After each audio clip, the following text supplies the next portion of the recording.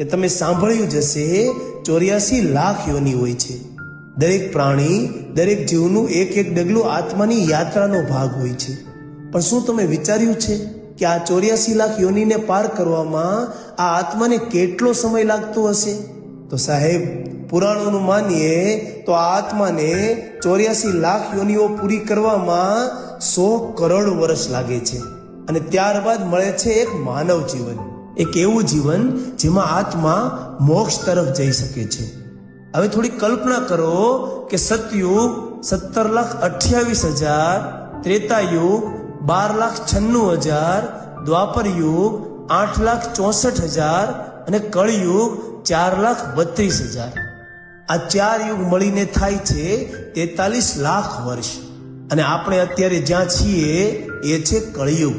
અને આપણે જો આ માનવ જીવન ગુમાવી દીધું ને, તો હવે પછી આગળનું મનુષ્ય જીવન આપણને લગભગ 220 કળયુગ પછી મળશે। અને એટલે જ અત્યારે જે આપણે જીવી રહ્યા છીએ એ એક જીવનનો અમૂલ્ય અવસર છે। ધર્મને સમજવાનો, કર્મને સુધારવાનો અને મોક્ષ તરફ આગળ વધવાનો એક સારો એવો રસ્તો છે। જરા વિચાર કરો, શું તમે આજની આ બધી મોહમાયાની માયાજાળમાં ફસાઈને આ અવસરને જતો કરશો? આવો અવસર હવે નહીં મળે।